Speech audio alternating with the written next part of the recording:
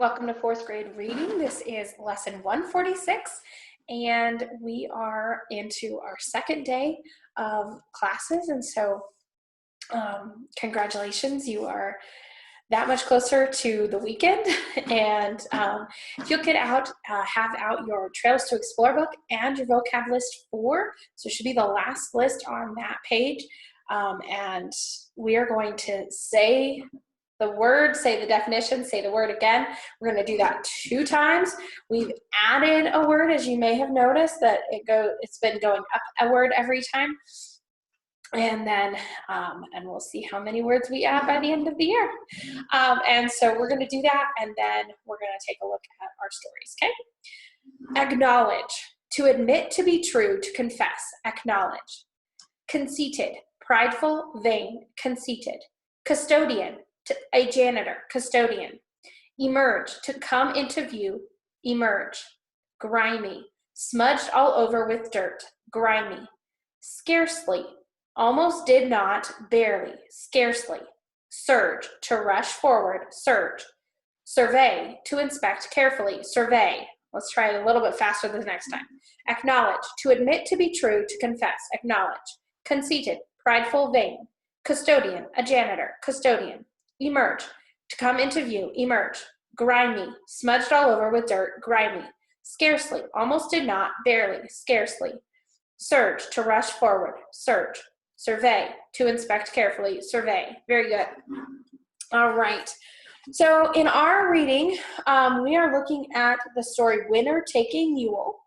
And there's a poem, Our Heroes. And then you're going to start the story, The Middle Bear, but you're not going to finish it, okay? So as we take a look at this, we have a word up on the board that said that this word is verandas, and we're going to see this word in our reading somewhere. And that word simply means a porch, okay? Something that is attached to the outside part of the house, and it's most often a porch, okay? So for Winner Take a Mule, this is the introduction. If you found a pen on the floor and said it was yours, but the person sitting behind you said it was his, what would you do to settle the dispute? In today's story, 2 people use drastic measures to settle an argument over who owns a mule, okay? So that should be a very interesting story. I'll start that story for you, but first let me read the introduction to the poem and Our Heroes and the Middle Bear. Who is your hero? All right. I wish I could hear some of your responses just because I miss having you guys here. We often pick people to be our heroes because of some physical ability they have. Listen closely to this poem to learn who our real heroes should be, okay? Hopefully your real heroes fall under this category. And then the introduction to the Middle Bear. Have you ever played a piano solo for a recital?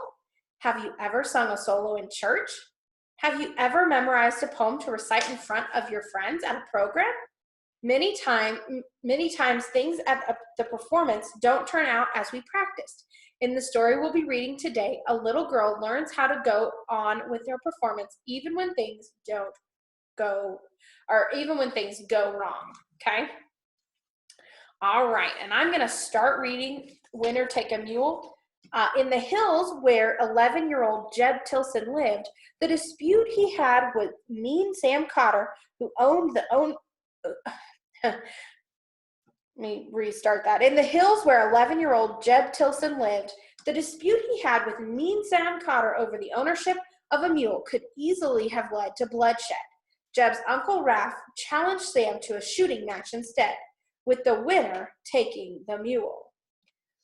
You men are to shoot at the targets on the fence, shouted Mr. Olmsted so everyone could hear. 10 shots each. Turn and turn about. Raph, take the target to the right. Sam, the one on the left. The man who gets the most shots nearest his bullseye wins. Every head turned toward the 2 targets on the fence. Each one was a square of white paper with a red circle in the center. Jeb thought the red circles looked very small. He stood close to the mule and held tight to the halter rope. He sorry.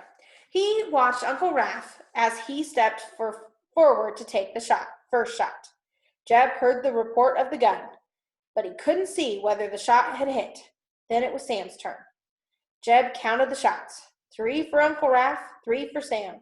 Mr. Olmsted wasn't to look at the targets until each man had 10 shots. Jeb's hands were stiff from holding the mule's rope. His eyes ached from trying to see the red circles. The shots rang in his ears like the crash of thunder. He lost count of them. At last, Mr. Olmsted raised his hand. 10 each, he called, that's all. A rustle of talk ran through the crowd as Mr. Olmsted went toward the targets. Jeb closed his eyes and leaned against the mule, but he couldn't keep them closed. He had to know that Uncle Raph had won. Mr. Olmsted looked from one target to the other. He studied each one so long the crowd grew impatient. Cries of, "Who won?" Came from every side. Mr. Olmsted turned to the crowd. "Every one of those shots hit the red circles," he shouted. "The contest a draw." Okay, I'm going to let you finish the story. And then you're going to read our heroes on page 185 and start the story middle bear to page 190. And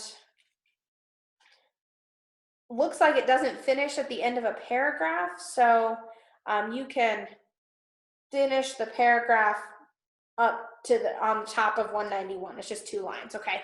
And so then you'll be done with the reading. So don't forget to study this vocab list, and you are, I think you're writing it tonight. So writing it, and if not, then it'll be in the next lesson. So we'll see you next time.